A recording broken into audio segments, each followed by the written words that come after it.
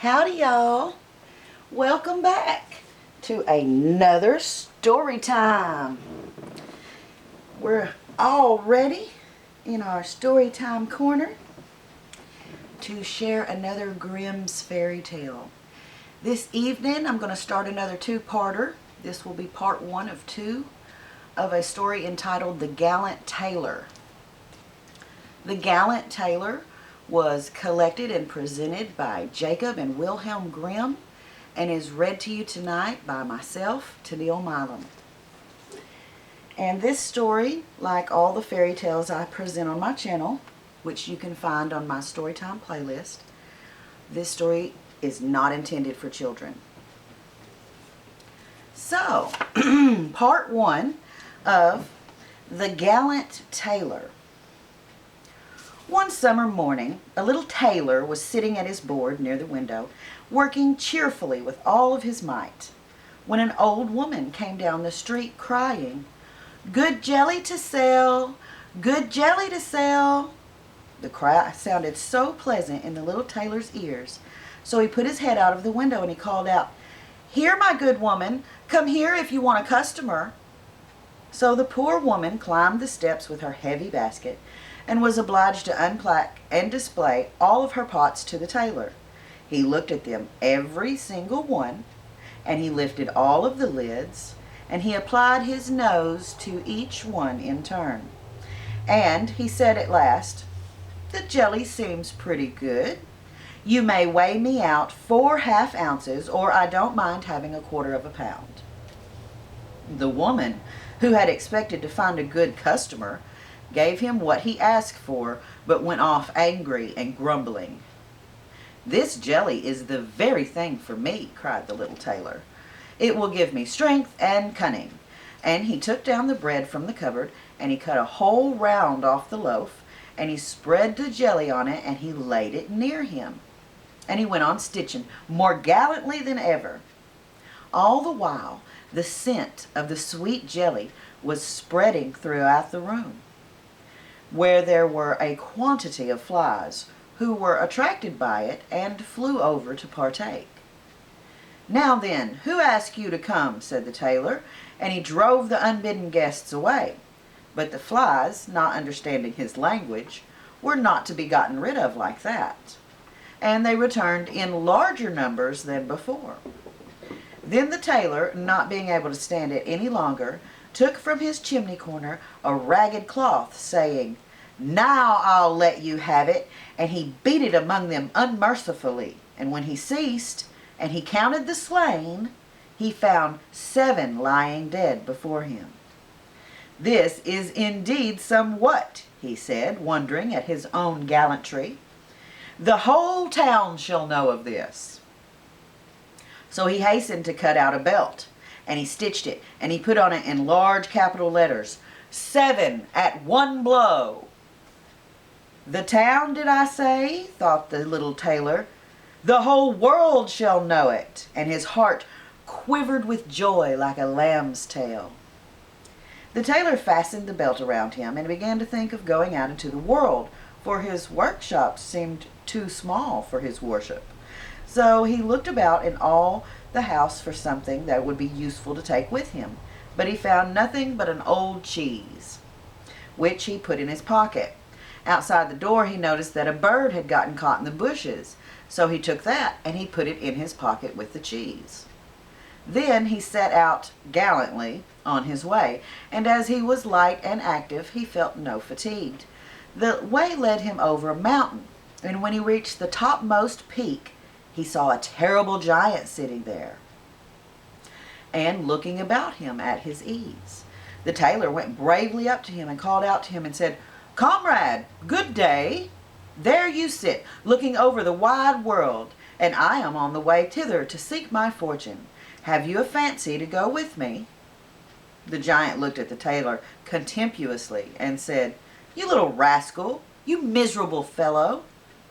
"That may be," answered the tailor, and undoing his coat he showed the giant his belt. "You can read whether I am a man or not."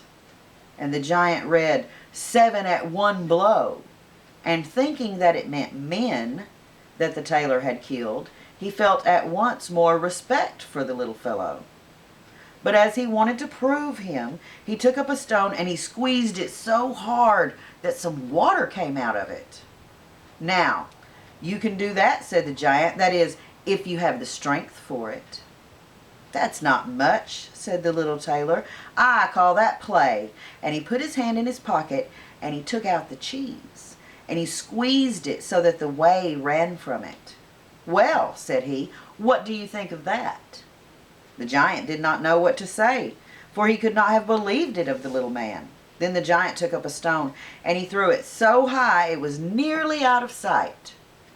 "Now, the little fellow, suppose that you do that."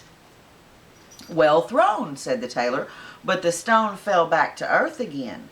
I will throw you one that will never come back."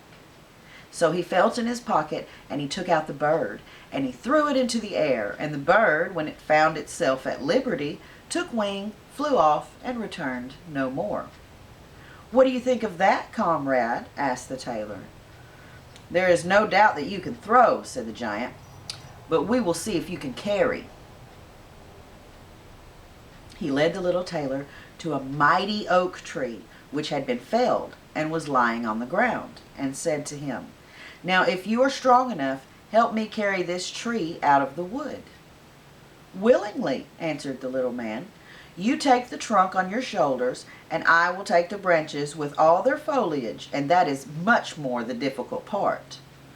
So the giant took the trunk on his shoulders, and the tailor seated himself on a branch, and the giant, who could not see what he was doing, had the whole tree to carry, and the little man as well. And the little man was very cheerful and merry, and he whistled a tune. "There were 3 tailors riding by, as if carrying the tree were mere child's play." The giant, when he had struggled under his heavy load part of the way, was tired out and cried, "Look here, I must let go of the tree." The tailor jumped off quickly, and taking hold of the tree with both arms as if he were carrying it, he said to the giant, "You see, you can't carry the tree as though you are big fellow." And they went on together a little further. Presently they came to a cherry tree, and the giant took hold of the topmost branches where the ripest fruit hung, and he pulled them downwards, and he gave them to the tailor to hold, bidding him eat. But the little tailor was much too weak to hold the tree, and as the giant let go, the tree sprang back, and the tailor was caught up into the air. And when he dropped down again without any damage, the giant said to him, "How is this? Haven't you strength enough to hold such a weak sprig as that?" "It is not strength that is lacking," answered the little tailor. "How should it be to one who has slain 7 at one blow? I just jumped over the tree because the hunters are shooting down there in the bushes. You jump it too if you can." And the giant made the attempt, and not being able to vault the tree, he remained hanging in the branches, so that once more the little tailor got the better of him, then said to the giant, "As you are such a gallant fellow, suppose you come with me to our den and stay the night." The tailor was quite willing, and he followed him. When they reached the den, there sat some other giants by the fire, and each had a roasted sheep in his hand and was eating it. The little tailor looked around, and he thought, "There is more elbow room here than there is at my workshop." And the giant showed him a bed and told them that he had better lie down and go to sleep. The bed was, however, too big for the tailor, so he did not stay in it, but he crept into a corner to sleep. As soon as it was midnight, the giant got up and took a great staff of iron and beat the bed through with one stroke. And he supposed that he had made an end of that grasshopper the tailor. Very early in the morning the giants went into the wood and forgot all about the little tailor. When they saw him coming after them, all alive and merry, they were terribly frightened, and thinking he was going to kill them, they ran away in all haste. So the little tailor marched on, always following his nose, and after he had gone a great way, he entered the courtyard belonging to a king's palace, and there he felt so overpowered with fatigue that he lay down and fell asleep. In the meanwhile came various people who looked at him curiously and read on his belt, 7 at one blow. "Oh," said they, "why should this great lord come here in a time of peace? What a mighty champion he must be." Then they went and they told the king about him, and they thought if war should break out, what a worthy and useful man he would be, and that he ought not be allowed to depart at any price.